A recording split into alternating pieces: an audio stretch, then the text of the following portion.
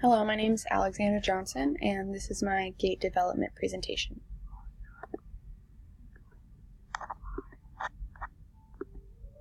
So, gait is a person's manner of walking. When analyzing gait, it is divided into two categories, so stance phase and swing phase, and then from that point is further broken down into 9 subcategories. It starts with initial contact, loading response, mid-stance, terminal stance, pre-swing, initial swing, mid-swing, and terminal swing. People continually change the way they walk as constraints change. What remains the same across one's lifetime is the underlying timing of walking, which is 50% phasing between the legs. With all the stages of gait, these stages will develop over time in terms of mastery, just as any other skill would for children. So the stance phase is one of the first 2 categories, and it is the first one that occupies the first 5 categories of the gait. So it is initial contact, loading response, mid-stance, terminal stance, and pre-swing. It is the part of the gait cycle during which the foot remains in contact with the ground. So the first category of the stance phase is initial contact. Initial contact is a short period which begins the moment the foot touches the ground and is the first phase of double support. Simply put, the initial contact is when the heel contacts the ground. So in the picture seen, the green arrow is the initial contact, so where the heel in the step touches initially. The second phase is loading response. This phase marks the beginning of the initial double limb stance, so when both feet are planted on the ground. It occurs after the initial contact until the elevation of the opposite limb. So it is the point from which you step down until your back foot is raised off the ground. This is where body weight is then transferred onto the supporting limb. The third phase is mid-stance. This is the initial period of the single leg support. So now the back leg is completely off the ground and your body weight is completely supported by one leg. It is from elevation of the opposite limb until both ankles are aligned in a coronal plane.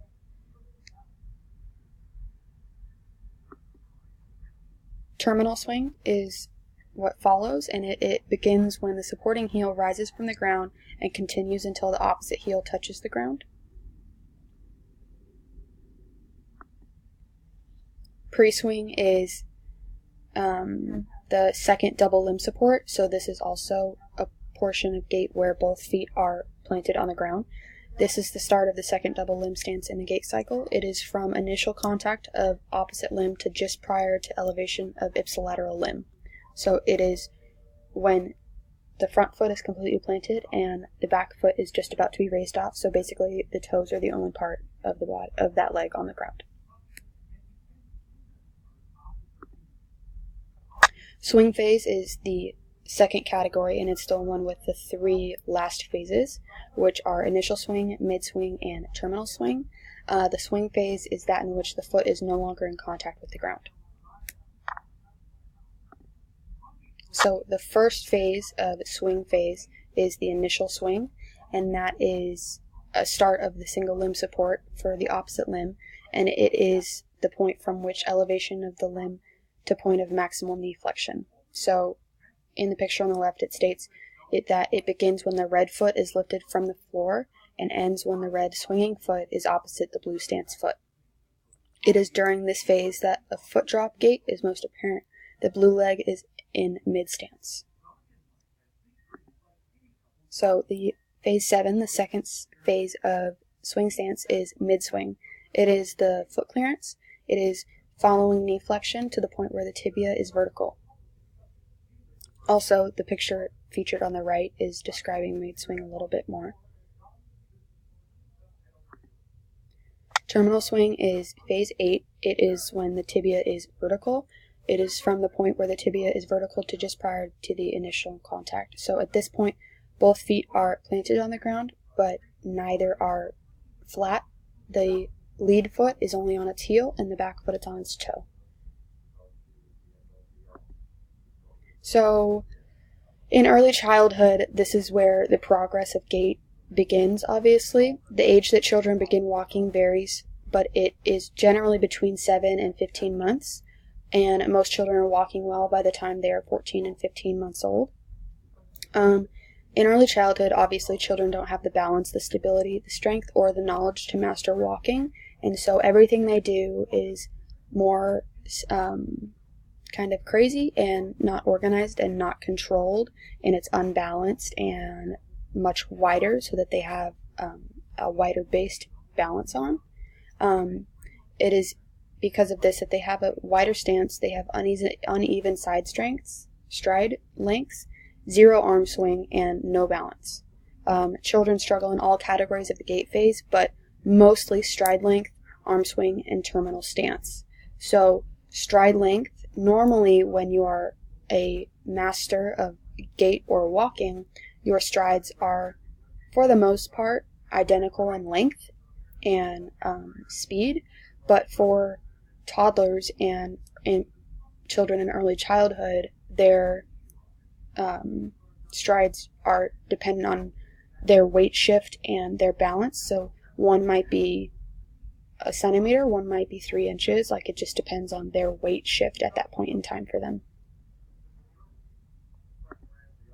So for childhood, typically by the age of 4, children are more proficient but still have not mastered the process. It is during this time where their balance, speed, stability, and strength have increased. Although they have improved in these categories, they still have not become proficient or have mastered the skill. They struggle in stride length because it is still not consistent in the fact that each stride is a different length based on weight distribution at that point. Another point is that the arm swing has still not been incorporated. For children at around the age of 4 to 5, they are still mastering the balance, so they have not gotten the arm swings yet. They're kind of flailing their arms in the air and like holding on to things to balance, so they haven't quite gotten the arm swing. That is for someone who's mastered gait. And for children around this age, their stride lengths are getting closer to being the same distance and the same speed, but they have not yet mastered it. Adulthood is where we're at our full capacity of gait and our full mastery level of walking. The changes made between childhood and adulthood, according to our book, are made based on individual characteristics rather than universal, and it is because of this that in our book they don't go into much depth about the changes made in adulthood. They have mastered balance, strength, stability, speed, and arm swing. Most adults' gait is controlled. It is very simple, and it is very even in correspondence to weight distribution. It is at this point in life where the stride length is consistent, balance stays centrally located throughout the body, the arm swing is calm and controlled, and it is in relation to the stride, and they are strong and sturdy in the base. Older adulthood, it is at this level where particular aspects of gait begin to resemble that of toddlers. It's simply because they are beginning to lose balance, stability, strength, and speed. According to our book, studies show that the step length of older men were shorter. Older men have a reduced degree of angle extension, and pelvic rotation was also diminished in older men. The stride length shortens but remains consistent. The balance is decreased based off the shift in weight distribution.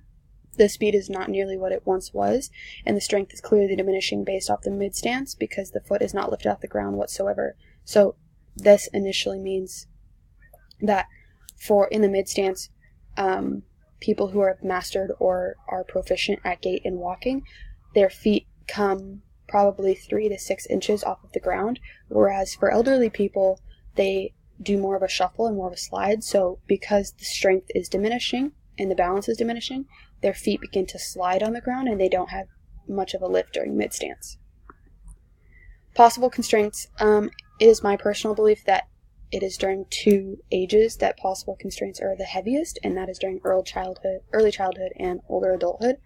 Early childhood has a lot more possible constraints than children because they are in such a pivotal place in their life for development. This is also a place where the realization of any disorders comes into play and the task of dealing with it. So if someone has Down syndrome, or they're autistic, or they have a hearing disability or a walking disability, this is the age in which they're going to discover that and have to figure out how to treat it, and so that also becomes a possible constraint that could happen.